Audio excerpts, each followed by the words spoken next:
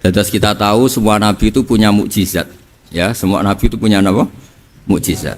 Mukjizat itu hal yang luar biasa yang memastikan manusia itu tidak bisa menyainginya atau menandinginya. Dan rata-rata mukjizat nabi dulu itu fisik. Misalnya ontanya Nabi Soleh itu kan onta tapi keluar dari batu, itu kan aneh, aneh sekali. Atau tongkat Nabi Musa bisa simsalabim mengeringkan laut apa? Merah. Semua nabi itu punya mukjizat dan semuanya berbentuk fisik. Kecuali mukjizatul Rasulullah Shallallahu Alaihi Wasallam itu berupa Al-Quran. Al-Quran itu konsep ilmiah. Terus kata Rasulullah Shallallahu Alaihi Wasallam, tapi saya karena Quran itu justru berharap pengikutku besar dan sampai hari kiamat. Sekarang kita logika ya. Andaikan kamu punya tongkatnya Nabi Musa, kalau kamu suka uang, kepikirannya dijual apa dipakai? Kalau kamu suka uang, dipakai. Kalau kamu ahli suudon itu pikirannya ndak, ini asli ndak. Karena yang melihat di Turki itu ya sebagian gitu. Kalau yang suka perdukunan itu bayangkan itu miliknya. Mungkin dipakai ngakali orang atau apa, pokoknya bayangkan itu miliknya.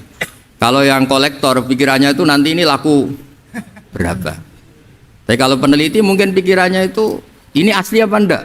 Bukti aslinya apa? Repot lah. Lagi pula kalau kamu punya utang terus mau apa? Istri kamu marah mau apa? Kalau pakai tongkat. Nah, beda dengan mukjizatnya Quran itu semuanya apa? Ilmiah. Orang yang sedang harmonis dengan istri bisa pakai ayat di antara ayat-ayat Allah itu apa? Wa ja'ala bainakum mawaddatan warahmah. Nanti kalau ditakdir cerai, saya tidak menyarankan cerai. Kalau ditakdir cerai itu masih dimotivasi sama Allah, wa iyyatafarraqa yughnillahu kullam min sa'ati. Jika suami istri itu cerai, jangan-jangan suaminya dapat istri lebih baik, istrinya nanti dapat suami lebih baik. Jadi yang masa lalunya dianggap prahara. Kan banyak orang suaminya meninggal ketika nikah lagi ditanya, kangen sama suami pertama, alhamdulillah ini lebih baik. Padahal suaminya yang meninggal itu berharap istrinya ini kangen, ternyata dia sudah syukur dapat suami yang lebih baik. Jadi Quran itu menunggui kita ila yaumil qiyamah.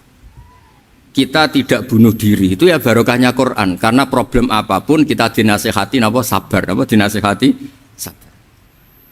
Kan nggak mungkin kamu pegang tongkatnya Nabi Musa, punya masalah apa saja ngelihat tongkat, bisa apa tongkat. Tapi kalau Quran kan nasihat, solusi. Makanya Nabi berharap dengan Quran ini, saya berharap pengaruh saya, pengikut saya terbanyak ila yaumil qiyamah. Terus beliau dikomentari begini sama, ini Fathul Bari, sarahnya Bukhari.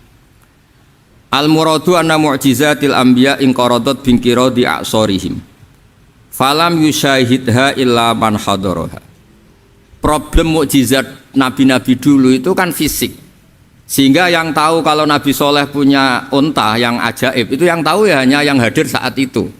Yang tahu kalau tongkat Nabi Musa bertuah itu juga yang tahu hanya yang hadir saat itu. Selebihnya tahu tongkat ya di museum. Tapi kalau Quran menjadi solusi, menjadi panduan, menjadi pegangan itu ila yaumil qiyamah. Kita beri contoh ya, Quran panduan yang paling gampang misalnya begini. Dulu ini cerita ya. Dulu itu ada orang kafir cerdas namanya Jubair bin Mut'im. Itu saking pinternya dia, pinter juga tokoh. Itu sebagai delegasi pembebasan Asra Badrin. Jadi tawanan-tawanan perang Badar itu mulai dulu ya ada negosiasi mau dibebaskan. Terus orang-orang kafir ini menugaskan namanya Jubair bin siapa? Mut'im. Ini ada di Bukhari. Karena ini ngaji di Jakarta. Kalau orang nggak tahu hadis juga tanya ini sahih ndak gitu. Wong nggak tahu kok tanya itu aneh-aneh. Padahal kalau dibodoni itu ya nggak tahu. Tapi ya tetap tanya, hadisnya ini sahih enggak? Ini kata kiai apa kata nabi ini ya ribet. Memangnya kata nabi kamu dengar kan ya lewat kiai. Setelah itu Jubair itu datang ke Medina. Dengerin ya, datang ke mana? Medina. Kemudian dengar Nabi baca Wattur pas sholat maghrib. Jubair karena Nabi dulu gak ada hotel, gak ada pondok ya. Pondoknya Nabi hanya sufah itu. Nabi baca maghrib, bukan diskusi, bukan debat, baca wattur wa kitabim mastur fi raqim mansur wal baitil ma'mur wasaqfil marfu wal bakhril masjur terus. Kemudian sampai pada titik ayat am khuliqu min ghairi syai'in. Masa manusia atau alam raya yang maujudat, yang nyata, yang wujud nyata. Kemudian asal usulnya itu ketiadaan. Ini kan hadhil alam maujud, alam ini kan nyata. Masa sesuatu yang nyata penciptanya itu tidak nyata. Jadi nggak mungkin ada faham nihilisme. Kalau faham nihilisme berarti melahirkan teori begini. Al adamu yakhluqu maujudan, sesuatu yang tidak ada menciptakan yang ada. Itu kan akal nggak bisa menerima. Kalau sesuatu ini ada, penciptanya pasti ada. Terus akhirnya Jubair bin Mut'im itu simpuh di depan Rasulullah terus bilang, ya Muhammad kada qalbi ayatir, hampir saja hati saya terbang. Kalau riwayatnya Imam Ahmad, faka'an nama sudi qalbi, hati saya dihancur. Semua teori yang saya bawa untuk ngelawan kamu sekarang luluh semua, hancur semua. Yang benar adalah teori Anda bahwa Tuhan itu satu dan Tuhan itu ada sebelum semua makhluk. Coba kalau Nabi Muhammad ada Jubair bin Mut'im terus menyembunyikan tongkat dekat mihrab, terus dilihat ini apa, paling pikirannya ini dari kayu apa, terus yang bentuk tongkat itu tukang pemahatnya siapa, kok kurang keren, kalau di Blitur gimana ya, kan malah panjang. Kira-kira kalau mukjizat itu dari tongkat itu malah panjang lah pokoknya, panjang. Lagi pula kamu coba kan nggak ngarah mandi, itu yang mandi kan nabinya bukan tongkatnya. Coba tongkatnya Nabi Musa coba anak-anak beki itu dipakai mukul kucing aja tidak mesti mati itu. Jadi nggak jelas mukjizat-mukjizat seperti itu nggak. Tapi kalau Quran menunggui sampai saking hebatnya Quran, teori rasionalitas, soal kampanye di mana-mana, tingkat validitas, tingkat kebenaran Quran itu bahkan bisa diuji tanpa membuktikan, tanpa apa? Cukup pakai akal. Saya tidak bosan-bosan cerita ini karena ini khazanah kita. Di kitab Nailul Ma'mul itu, di kitab Usul Fiqih, saya berkali-kali cerita ini karena ini untuk menunjukkan bahwa Quran itu liqaumi ya'qilun, liqaumi yatafakkarun. Ada seorang kiai, seorang ustadz, kiai dulu itu ya memang orang soleh, alim terus jadi kiai. Kalau kiai sekarang tuh macam-macam, nganggur terus ingin jadi kiai, terus daftar gitu. Ada lowongan di yayasan masuk ingin jadi ustadz karena dengar ada gajinya. Dulu tidak ada seperti itu, tidak. Makanya dulu tuh kalau ustadz kiai pasti soleh karena dia alim terus ingin orang lain tuh mendapat ilmunya. Kalau sekarang nggak ada yayasan sehat, guru gajinya sekian, yang nggak ingin jadi ustadz tuh daftar karena ada gaji. Apalagi ada kabar, ada gaji, ada mes, ada wah yang daftar banyak. Tapi mentalnya ada kiai sebetulnya. Ya kalau sampean tanya itu baik dah Gus, ya setengah baik. Ya maksudnya setengah baik ya ada baiknya lah, namanya profesi ngajar itu kan baik. Tapi setengah saja karena motifnya itu nyari gaji, bukan ingin mencerdaskan umatnya Rasulullah SAW. Itu Imam Amudi itu guru matematika. Saya nggak bosan-bosan cerita ini, guru matematika. Muridnya sampai takut, ini masuk surga ndak, kiai kok ndak ngajarin istighosa atau tahlil malah ngajarin apa? Matematika. Beliau meninggal terus muridnya tanya, ma fa'alallahu bik, kira-kira gitu. Apa yang dilakukan Allah? Allah nyambut Anda gimana? Terus kata Imam Amudi, bagus saya disuruh ngajar malaikat. Karena malaikat kan tidak pernah kayak anak beki gini ngaji gini. Malaikat itu tidak pernah ngaji, dia iman saja karena tahu surga, tahu neraka terus iman gitu aja. Jadi imannya malaikat tuh nggak keren kita. Imannya loh. Loh itu yang ngendikan Nabi loh, tidak saya. Nabi pernah tanya sama sahabat, iman yang paling keren siapa? Jawabannya sahabat, malaikat. Ya ndak karuan malaikat iman. Dia yang tahu surga neraka, tahu segalanya, masa ada imannya? Pasti iman lah katanya. Terus ya para sahabat, engkau iman ya wajar kan, menangi saya, nemuin saya. Yang hebat itu orang-orang yang tidak melihat saya, tidak saya didik tapi tetap iman. Karena dididik akal, ya tadi dididik Quran, apa dididik Quran. Sama siapa? Teks bahasa Arabnya masang. Terus Imam Amudi kata Allah, suruh dia ngajarin para malaikat. cara menemukan saya. Malaikat dikumpulin terus Imam Mahmudi disuruh ngajar. Sama singkat kata-katanya Allah di mimpi itu. Istadilla ala wahdaniyati bihadrati malaikati, tolong ajarkan cara menemukan saya padahal Anda ini manusia yang tidak melihat saya. Anda di Jakarta kan lihatnya gedung-gedung, paling jadi khayal terus nikmat lah, Anda ikut punya tapi ikut nikmati. Orang desa-desa kalau ke Jakarta itu pokrol, wah di Jakarta itu gedungnya tinggi-tinggi, tidak kayak kampung sini, lo udah ikut punya ikut bangga. Di Jakarta orangnya cantik-cantik, tidak kayak orang sini. Padahal dia ya tidak dapat orang cantik gitu. Jadi Allah itu saking pinternya, miskin-miskin ya bisa berkhayal dan bahagia. Itu alhamdulillah betul. Akhirnya itu apa ini anak-anak begini saya tak niati ngajar standar anak-anak akademik. Terus pertama yang diajarkan hanya bilang gini, sama siapa teknya? Ya malaikat wahai para malaikat. Terus beliau bilang, nisbatus naini wassalasah ila mala nihayata lahu nisbatul far'i ilal asli. Angka itu jumlahnya berapapun 2, 3 sampai triliunan. Semuanya itu nisbatul far'i ilal asli. Binisbat ilal wahid nisbatul far'i ilal asli. Angka 2 ya cabangnya 1, 3 ya cabangnya 1, 1 triliun ya cabangnya 1. Tetap yang asal usul adalah angka 1. Itu nangis semua malaikat.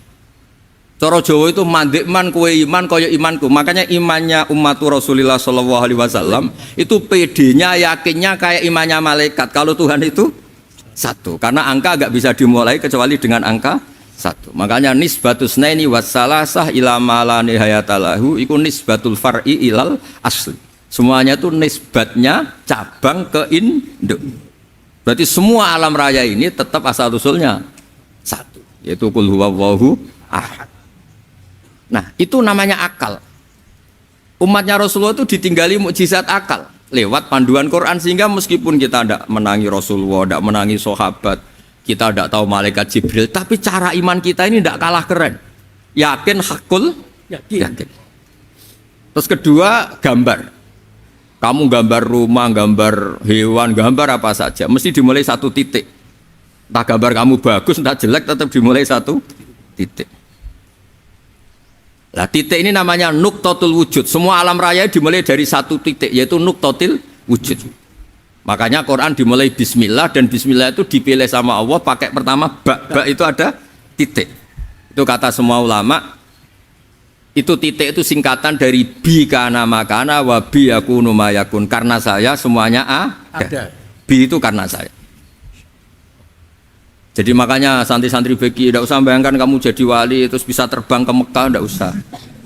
Kalau terbang ke Mekah ya sudah umroh aja bayar. Kalau enggak ya maklaran KBH atau apa. Pokoknya cari gratis itu.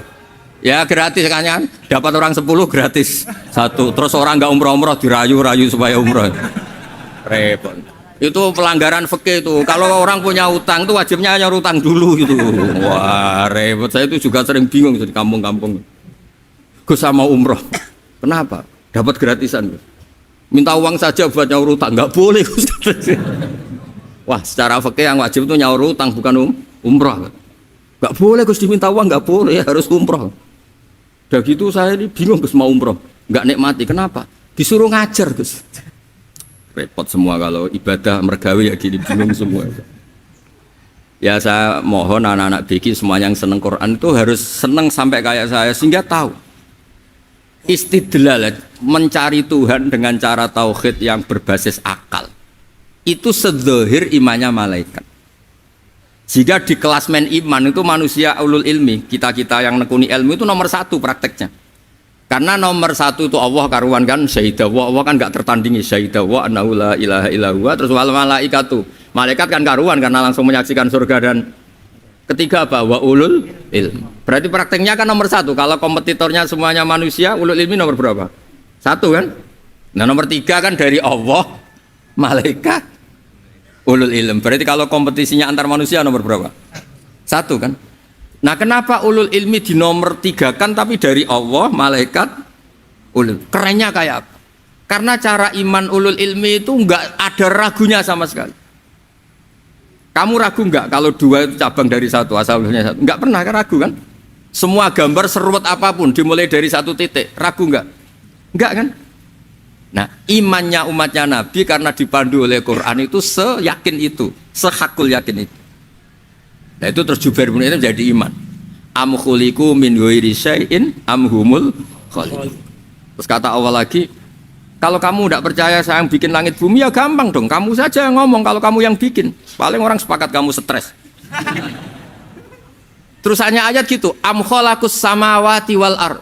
Kalau kamu tidak yakin Allah yang bikin ya silakan Anda klaim saja kalau kamu yang bikin langit bumi. Bala yuqinun. Kamu juga gak mau kan dibilang stres. Nah ini terus saya teruskan ya. Makanya mukjizat terbesarnya Nabi adalah Al-Quran. Karena Al-Quran itu cerita tentang hukum-hukum akal, cerita tentang logika-logika peradaban.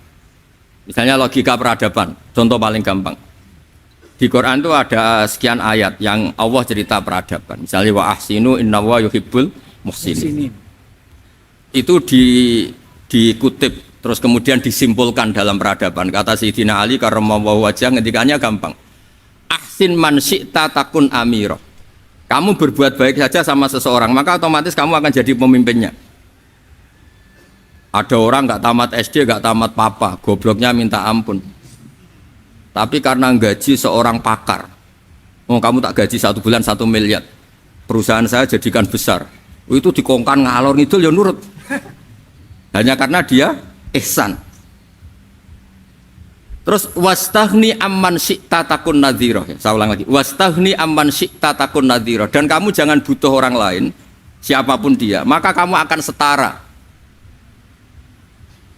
Misalnya ada menteri orang antri mau salim, tapi kamu tidak butuhkan, tenang saja. Tapi kalau kamu butuh, habis kamu.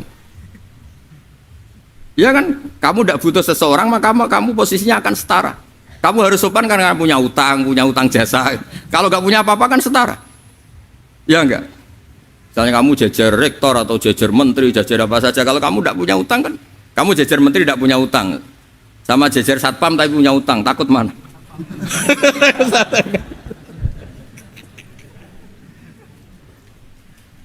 Kalau butuh itu mesti kalah kan?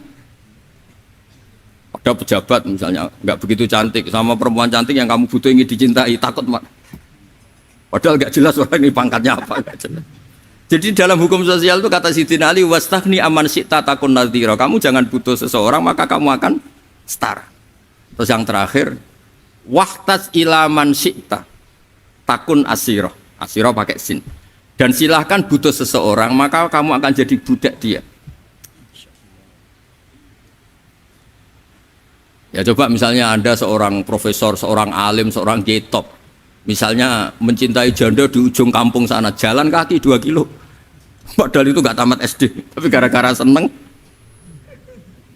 kacau kan? Logika kepangkatan hilang semua kan?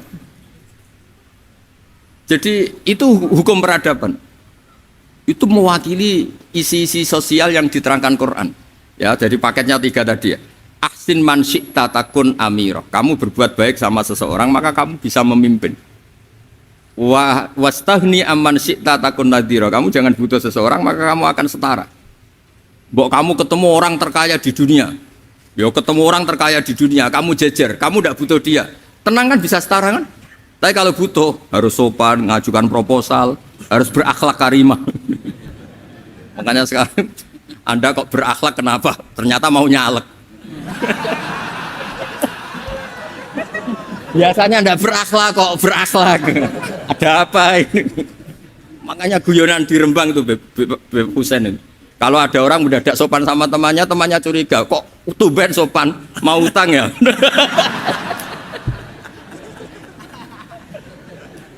Zaman akhir itu kacau.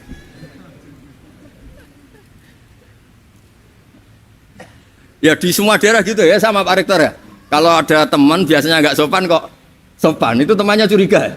Ini Pak Rektor UI ikut kaji. Kok tumben sopan, ada apa ya? Karena di mana-mana orang butuh itu pasti beretika. Kamu punya teman paling berdua, kalau mau utang berakhlak gak?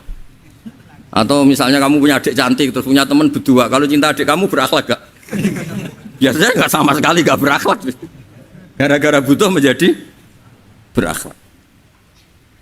Ya jadi hukum sosial itu ya kuncinya 3 tadi. Ahsin man syi'ta takun amira. Wastaghni amman syi'ta takun nazira. Terus wahtas ila man syi'ta takun asira. Kalau kamu butuh seseorang pasti kamu dibikin hina. Asir itu tawanan. Nah, Quran itu bicara sosial itu lengkap. Dan itu yang nunggui kita. Kita punya tetangga yang kurang baik, ya seneng. Punya tetangga baik, ya seneng. Kata Imam Syafi'i, saya berkali-kali cerita. Kok seneng semua Imam Syafi'i? Ya bagus lah. Kalau yang seneng saya enak lah. Dijak jagongan, dijak ngopi enak. Yang nggak seneng saya, gak ngarah utang. Uang itu nak, kamu punya tetangga gak seneng kamu. Aman kan? Aman. Gak akan pinjem uang kan, pinjem mobil. Uang gak seneng kok.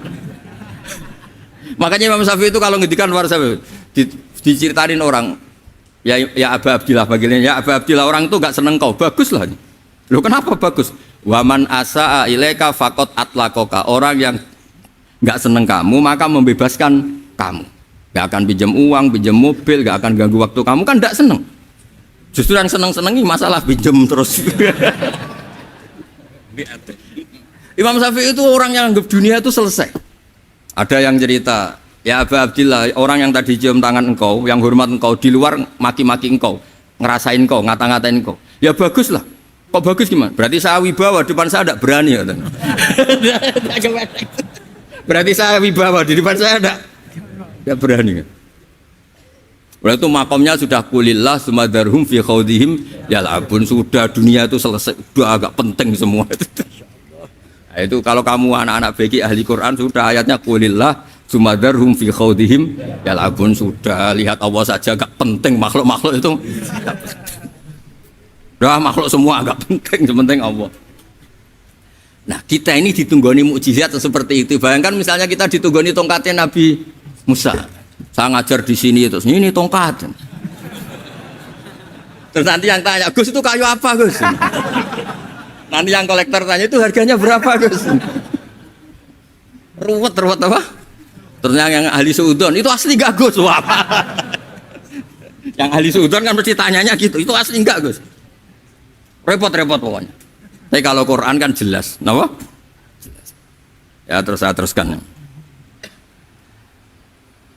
Fala yamurru terus al murad anna mu'jizatil anbiya in qaradat bin qidari aqsam wa mu'jizatul Quran mustamirratun ila yaumil qiyamah. Wa kharquhu lil adat fi uslubihi wa balaghatihi wa ikhbarihi bil mawhibat. Terus kata ini yang ngarang Fathul Bari sarahnya Imam Bukhari. Fala yamurru asrun minal aqsar illa wa yadharu fihi syai'un mimma akhbaru bi annahu sayakun yadullu ala sihhati da'wahu. Wa hadza aqwal muhtamilat wa takmiluhu fil ladzi ba'da wa qilani ya anal al makna anal mukjizat al madiyah kanat khissiyatan tusyahadu bil absar kana qati sholeh wa asa Musa. Mukjizatnya nabi-nabi dulu itu hanya penyembuh, hanya pelengkap, hanya nuruti keinginan mata. Seperti dahsyatnya apa? Laut Merah di sebelah apa dipukul sama tongkatnya Nabi siapa? Itu semuanya itu hanya memanjakan mata. Urusan mata. Terus wow itu. Tapi kalau mukjizatnya Nabi Muhammad itu berdasar akal. Maksudnya berdasar akal nih dengerin ya. Dengerin betul ya. Ketika Laut Merah terus tersibak kan wow itu keren kan? Terus kita bilang menyimpulkan, wah kita tidak akan mampu. Itu bodoh sekali kesimpulan kita tidak akan mampu. Meskipun bikin nyamuk Anda juga tidak mampu. Loh untuk memutuskan tidak mampu saja kok sampai pertunjukan seperti itu tuh laupo, cek goblok gitu. Nah kalau kita karena umat yang pinter untuk memaksa kita nggak mampu, Allah bilang Inna wa la yastahi ayadriba mathalam ma ba'ud. Kita melihat nyamuk langsung berkesimpulan tidak mampu. Saya berkali-kali cerita nyamuk itu sudah kecil, masih punya urat, uratnya kayak apa? Masih punya kuman, kumannya seberapa? Ya enggak? Nyamuk itu kecil, punya organ tubuh, organ tubuhnya punya urat. Itu kalau kamu pinter, antara tongkatnya Nabi Musa menyibak Laut Merah sama nyamuk itu sama-sama berkesimpulan melahirkan satu paham bahwa kita tidak. Loh untuk memaksa tidak mampu saja kok nunjuk pertunjukan ada onta keluar dari batu, nakotu soleh, ada tongkat yang bisa mengeringkan Laut cek goblok ya. Lah kita alhamdulillah tidak sejenis goblok yang seperti ini. Untuk ikrar bahwa Allah itu hebat ala kulli syai'in, cukup lihat nyamuk, kagum kan? Sudah tidak usah bikin hidup. Saya berkali-kali mencontohkan. Para pemahat tak suruh bikin patung gajah itu mampu. Tak suruh bikin patung nyamuk kalau bisa. Nyari materi dari apa coba? Gampang mana bikin patung gajah sama patung nyamuk? Gajah, makanya Allah bikinnya contoh itu untuk ijaz itu pakai nyamuk bukan pakai gajah. Itu kalau ustadz-ustadz yang agak jorok malah contohnya nyamuk Gus. Itu kecil. Itu kayak apa? Di dalamnya dia hamil gitu. Itu anaknya kecil lagi, telurnya kecil lagi, itu gimana itu cara bikin ini? Makanya di sini ada kitab Itqon, itu komentarnya itu lucu. Ini kitab Al-Itqon karangannya Imam Suyuti. Ini persis komentar saya tadi yang kata Imam Suyuti, pengarang kitab Itqon. Wa ya imma khissiyah wa imma akliyah. Jadi mukjizat itu ada yang fisik, bisa dilihat indra, panca indra, bisa dilihat akal. Wa aktsaru mu'jizati Bani Israil kanat khissiyah li baladatihim. Bilada itu goblok, wakil lati basoirihim. Dasar wong goblok. Mukjizat kok ngenteni sing wow.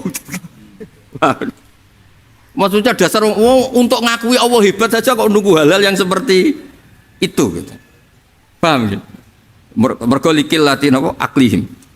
Wa aksaru mu'jizati hadil ummah akliyatun li farati dzakaihim wa kamali afwahihim. Dan mukjizatnya umat ini semuanya berdasar akal karena sudah cerdas. Jadi andaikan kita melihat tongkatnya Nabi Musa menyibak Laut Merah dengan melihat nyamuk, kesimpulan kita sama. Sama-sama wow, sama-sama keren, sama-sama memastikan kita tidak mampu. Makanya terus Quran menerangkan ya wa ma min dabatin fil ardi wala ta'iri yatiru bi janahihi illa umamun amsalukum. Jadi keseharian kita lihat burung kok terbang. Itu sudah ayatun min ayatillah. Paham nggih? Dados niki kudu bangga ditunggoni napa Quran, nggih ditunggoni napa Quran. Wa mu'jizatul Quran tusyahadu bil basirah fayakunu mayatabi'u li ajlihi aksar. Terus li annal ladzi yusyahadu bi ainir ra'si yang qaridu bingkiradi musyahidi. Sesuatu yang tampilan dahsyatnya itu disaksikan mata, maka itu bisa habis. Era tongkat Nabi Musa seperti itu habis enggak? Bisa mengeringkan Laut Merah, habis kan? Tapi era mukjizatnya Quran ila yaumil qiyamah. Ya contoh sosial, saya kembali lagi ke sosial. Kamu punya teman awet atau punya istri awet, itu konsepnya ya wal kadhiminal ghaidh, agak gampang tersinggung. Coba kalau kamu setiap tersinggung putus, setiap tersinggung habis, kamu tidak punya teman, tidak punya istri. Sampai kita awet seperti ini, kalau kecewa ya wal kadhiminal ghaidh, ngempet. Termasuk saya ini biasanya ngaji khusus terus bajak gini ya kecewa. Tapi barokahnya diwarai Quran wal kadhiminal ghaidh, ngempet Gus, ngempet. Terus kecewa sama teman, kenapa tidak putus? Karena wal afina aninna, sudah kalau kecewa maafkan. Coba kalau kita kecewa presiden demo, kecewa menteri demo, kecewa orang tua minggat, ya kalau dicari, kalau tidak kan malu. Saya itu punya teman tak tanya, kecewa Gus sama bapak itu, kenapa tidak minggat? Malu. Kenapa malu? Takut gak dicari. Itu orang tuh paling malu itu kalau keluar dari rumah nggak di. Saya punya teman lagi, saya ini takut mati Gus. Kenapa? Takut istri saya tidak nangis Gus. Itu kematian terburuk itu kalau saya mati, tahu istrinya tidak nangis. Oh, itu malu betul itu. Makanya jangan mati. Pokoknya pastikan orang sekeliling ada nangis itu baru berani mati. Kalau tidak jangan. Ya jadi mukjizatnya Nabi itu luar biasa. Walladzi yusyahadu bi'ainil aqli bakin yusyahiduhu kullu man jaa ba'dal awali mustamirran. Sesuatu ilmiah, sesuatu agama atau apa saja yang logis itu akan abadi ila yaumil. Kayak tadi.